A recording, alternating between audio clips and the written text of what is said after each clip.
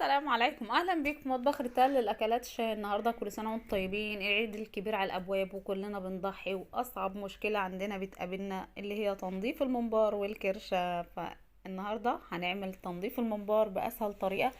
لو قدامك 20 كيلو او 50 كيلو، في ثانيه الا ثانيه هتنضفيه باسهل حاجه، وحاجه موجوده في مطبخك تقدري ان انتي تنضفيه بسرعه الصاروخ. مهما يكون قدامك اي كميه هيطلع معاكي ابيض زي الفل كده.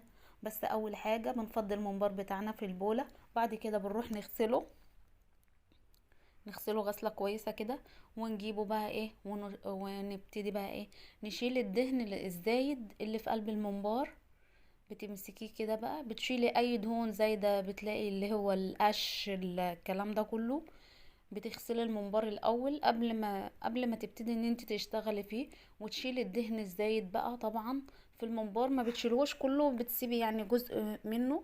وانضف حته في الممبار ان انت تجيبيها اللي هو الممبار الملولو، او زي ما بتاع السلخانه قال لي ان هو انضف حته اللي هي الكردان. وطبعا اللي هنقلب بيها هي المعلقه الخشب دي، متوفره في مطبخنا كلنا. بصي هتقلبيه بسرعه الصاروخ، بتاخدي طرف من الممبار كده بتقلبيه على ايد المعلقة، وبعد كده بتنزلي بالممبار بتاعك بقى. واحسن حاجة لو الممبار بتاعك طويل ما تخلوش يقطعه، تسيبيه على بعضه كده، هيسهل معاكي على عملية القلب. بصي يعني القطعة اللي معايا دي او وحدة الممبراية اللي معايا دي حوالي كيلو، هتتقلب معاكي زي ما انت شايفة كده بسرعة الصاروخ اهوت على ايد المعلقة. وكمان يعني بصي بتتقلب معاكي. انا جايبه ده الممبار اللي هو الملولو كمان. يعني بصي يعتبر بتاع السلخانه قال لي ان دي انضف حته، ودي احسن حته في الممبار ان انتي تاكليها.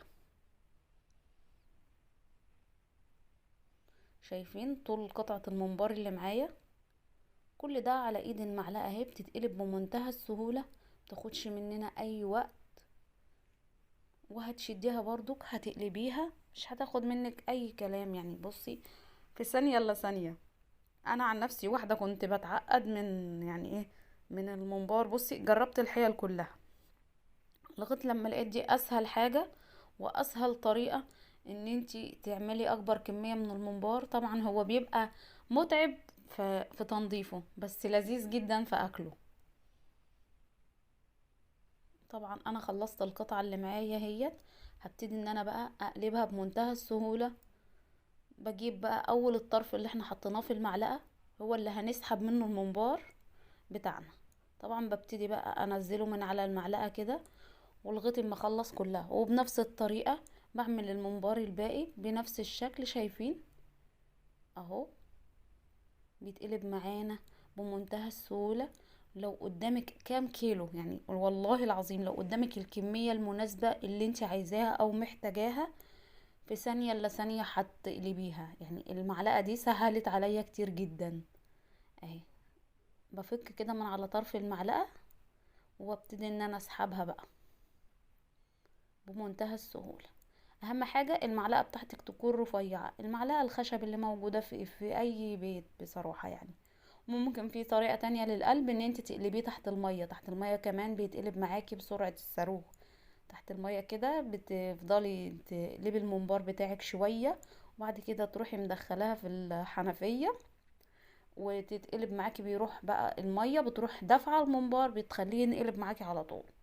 هنا طبعا يعني ايه للبنات اللي هم لسه صغيرين مش هيعرفوا يتعاملوا، هنا ده طبعا بالمعلقة الخشب بتقلبيه كمان بسرعة الصاروخ. وانت بتجيب الممبار زي ما قلتلك، تجيب الممبار القطعة على بعضها، بتسهل عليك عملية القلب وبتريحك بصراحة يعني. انا وانا بجيبه يعني جبت الممبار اللي هو السليم على بعضه، ما خليتش الجزار قطعه، فبجيبها سليمة قطعة سليمة على بعضها كده وبشده بمنتهى السهولة كده، وبيتقلب معايا. مفيش اسهل من كده قلب اهوت. هبتدي بقى ان انا اسلك المعلقة بتاعتي، المعلقة الخشب، اجيب بداية الممبار اللي انا حطيتها في المعلقة الخشب، وابتدي ان انا اسحب بقى الممبار بتاعي.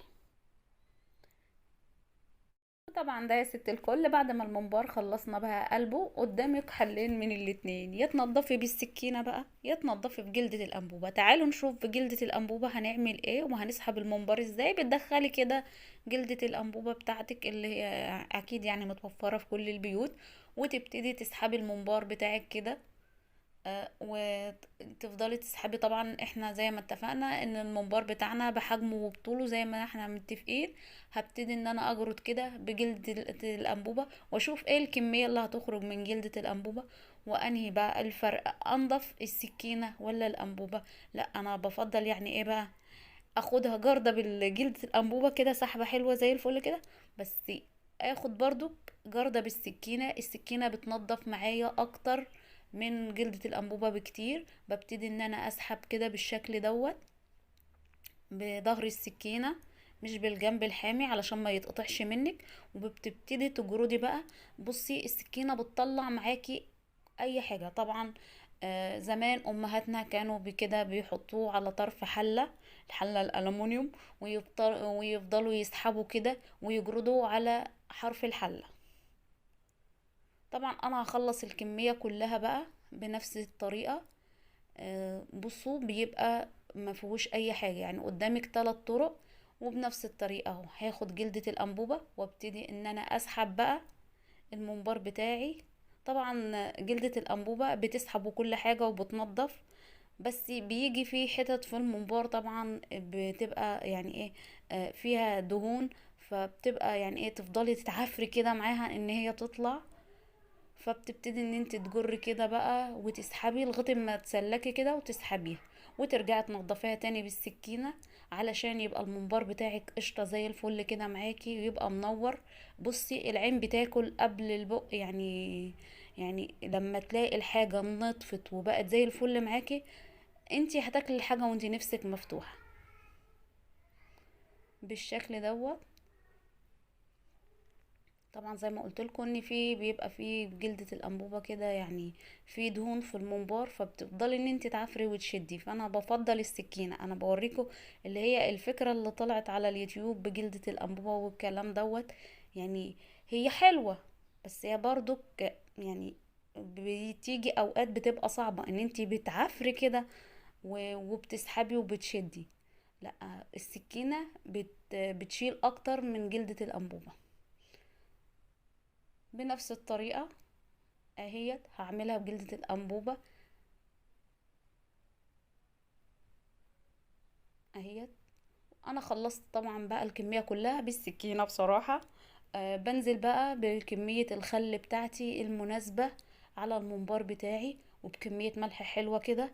وبنزل بشوية دقيق. الخليط دوت بيشيلك اي زفارة في الممبار. بتدعكيهم كويس جدا وتنقعيهم لمدة 10 دقايق. وبعد كده بتغسلي الممبار بتاعك وترجعي تقلبيه، بتلاقيه بصي حاجة كده بتنور زي ما شفناه في اول الفيديو وهتشوفوه في اخر الفيديو. بصي بعد ما غسلناه بالملح والدقيق كانت مفيش ريحة ليه خالص. غير كده ان اي زفارة فيه اتشالت. بجد منظره تحفة جدا. يعني بعد ما بتغسليه بيبقى ابيض معاكي زي الشمع كده، بتحسي ان هو بياض ساطع يعني نضيف جدا. طبعا الدقيق والملح بيشيلوا اي زفلطة فيه، اي بصوا المادة السائلة اللي فيه، اي حاجة بينضف خالص يعني بينضف. هنا بقى انا جيت علشان اقلبه تاني بقى. يعني غسلناه نقلبه بقى نرجعه لاصله بقى على بردك المعلقة بتاعتنا. بنقلب الممبار. طبعا الممبار بيتقلب في المرة التانية لما هتيجي بقى علشان يبقى جاهز للحشو. بيتقلب معاكي بمنتهى السهول. ليه بقى؟ علشان خلاص يعني الممبار اي حاجة كانت فيه اتشالت. فتاني مرة بقى علشان ترجعيه على الوش اللي هو بنحشيه بقى طبعا عليه، بيتقلب معاكي بمنتهى السهولة. مش زي اول مرة.